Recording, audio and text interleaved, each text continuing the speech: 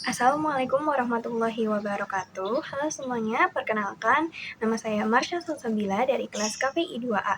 Pada kesempatan kali ini, izinkan saya untuk membahas materi tentang hakikat filsafat komunikasi. Untuk memahami materi tersebut secara jelas, terlebih dahulu kita perlu mengetahui asal-usul atau pengertian dari kata hakikat, filsafat, dan komunikasi. Oke, yang pertama adalah hakikat. Hakikat dalam Kamus Besar Bahasa Indonesia atau KBBI artinya adalah intisari atau dasar. Menurut ajaran agama Islam, hakikat berasal dari bahasa Arab hakka yang artinya tetap. Jadi hakikah itu artinya adalah inti sesuatu, puncak atau sumber dari sesuatu. Kemudian yang kedua adalah filsafat. Filsafat secara etimologis berasal dari kata Yunani, juga Latin, yaitu philos atau philein, yang artinya adalah cinta atau teman, dan sophos atau sophia yang artinya kebijaksanaan. Jadi dari akar etimologis itu dapat dipahami bahwa filsafat adalah cinta kepada kedamaian atau teman kedamaian. Kemudian yang ketiga ada komunikasi. Berbagai sumber menyebutkan bahwa kata komunikasi berasal dari bahasa Latin communis yang artinya membuat kebersamaan atau membangun kebersamaan antara dua orang atau lebih.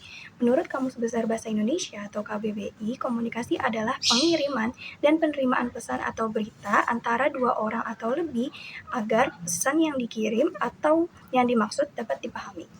Berdasarkan penjelasan mengenai asal-usul dari kata hakikat, filsafat, dan komunikasi, dapat dipahami bahwa ketiga istilah tersebut saling berkaitan dalam menjelaskan makna hakikat filsafat komunikasi.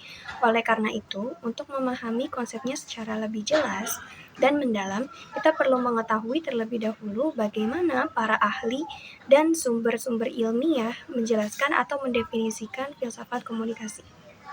Yang pertama dari buku Filsafat Komunikasi karya Dini Savitri halaman 10, filsafat komunikasi adalah dasar ilmu yang mempelajari pemahaman manusia secara fundamental, metodologi, sistematis, analitik, kritik, dan holistik.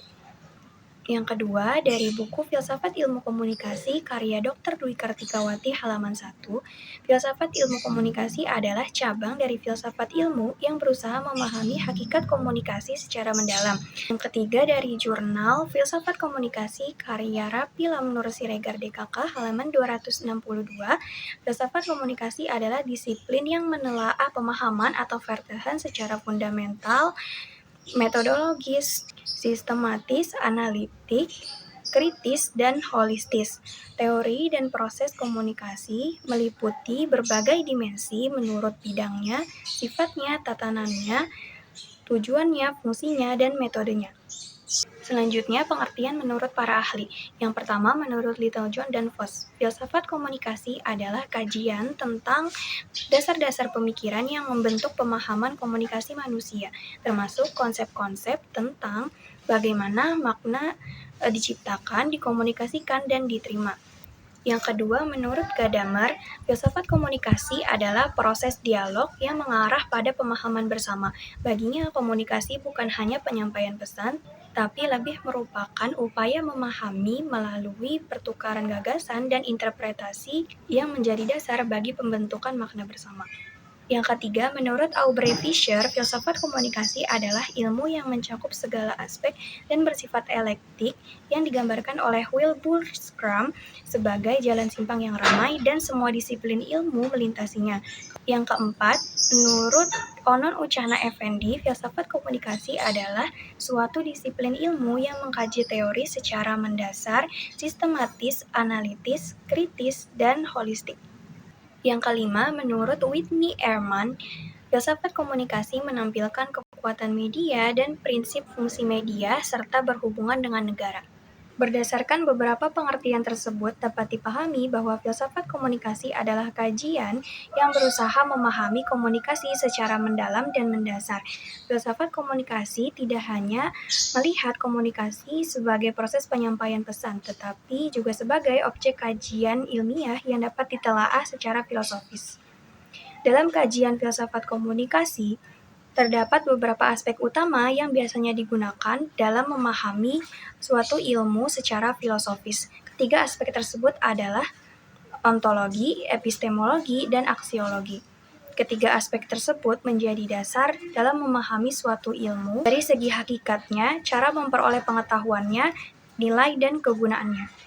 Jadi, apa pentingnya memahami hakikat filsafat komunikasi itu penting agar kita tidak melihat komunikasi secara sederhana saja. Dengan pemahaman ini, kita dapat berpikir lebih kritis terhadap pesan yang disampaikan maupun yang kita terima, serta menyadari bahwa komunikasi juga berkaitan dengan nilai, makna, dan tanggung jawab dalam kehidupan sosial. Jadi, apa contohnya? Contohnya dapat dilihat dari perbedaan penafsiran terhadap suatu pesan. Ketika seseorang menyatakan suatu pernyataan, semua orang bisa memahami pesan tersebut, tetapi dalam makna yang berbeda. Dalam hal ini, hakikat filsafat komunikasi membantu kita menyadari bahwa komunikasi bukan hanya sekedar penyampaian pesan saja, tetapi juga bagaimana makna dipahami, ditafsirkan, dan dipengaruhi oleh cara berpikir dan pengalaman masing-masing individu. Baik, telah selesai semua pemaparan materinya. Terima kasih dan mohon maaf apabila banyak salah kata. Wabillahi taufiq wal hidayah. Wassalamualaikum warahmatullahi wabarakatuh.